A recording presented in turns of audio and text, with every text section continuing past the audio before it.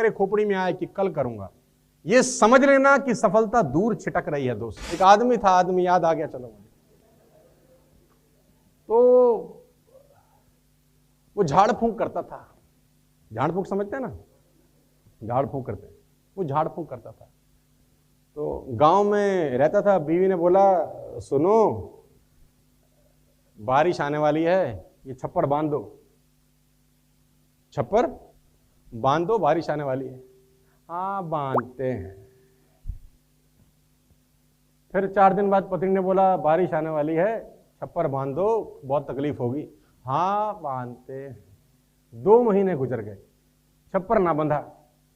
बरसात आ गई, पानी पानी हो गया। अब बीवी मनी मन कुड़ती तो बहुत थी, अब कहे क्या, पति है। आदमी आया है कि महाराज थोड़ी तबीयत खराब है, झाड़ फूंक करवानी है। बोला बैठो बैठो बैठो बैठो। उठाया नीम का टहनी, आसमान बांधूं, पाताल बांधूं, 7 समुंदर बांधूं, घाट का गठोई बांधूं, मरघट का मसान बांधूं, छू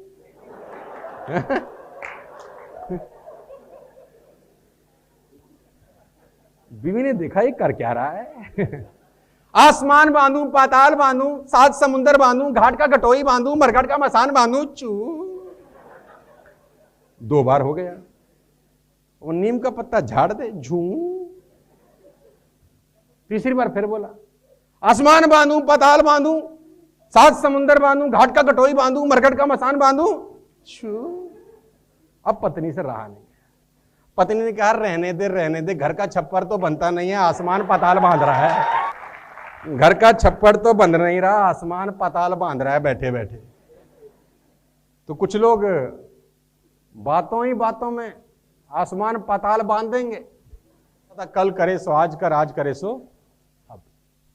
पल्ले पल में प्रलय होएगी और बहुरी करेगा। छोटा सा सूत्र है, जब भी तुम्हारे दिमाग में यह ख्याल आए कि यह काम कल करना है, समझ लो तुम्हारा काम तो हो गया भाई। कल नहीं,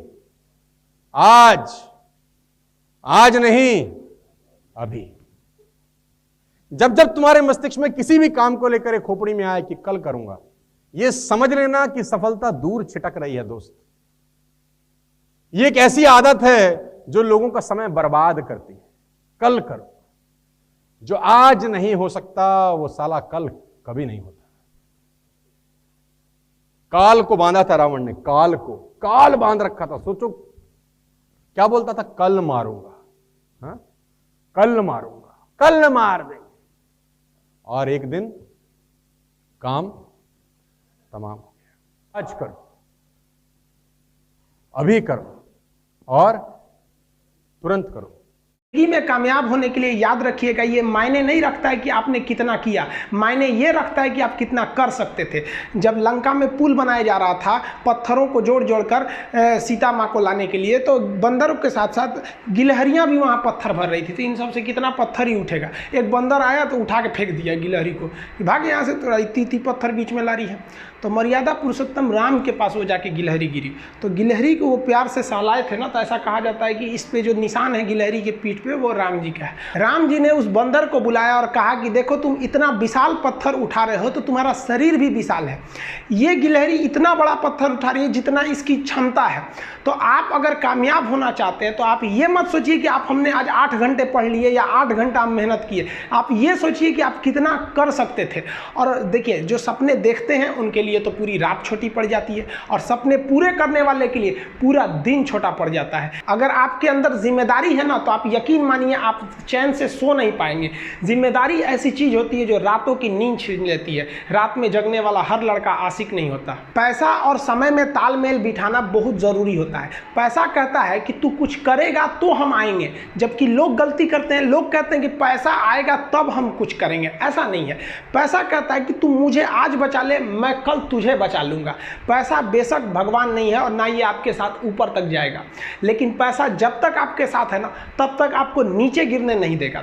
देखिए पैसा जीवन में बहुत कुछ है, बहुत कुछ, लेकिन पैसा सब कुछ नहीं है। इंसानियत मायने रखने चाहिए। समय के साथ आप कभी खिलवाड़ मत कीजिएगा। दुख की बात यह है कि समय बहुत कम है, लेकिन सुख की बात यह है कि अभी भी समय है, लेकिन समय के पास इतना समय नहीं है कि आपको दोबारा समय देगा।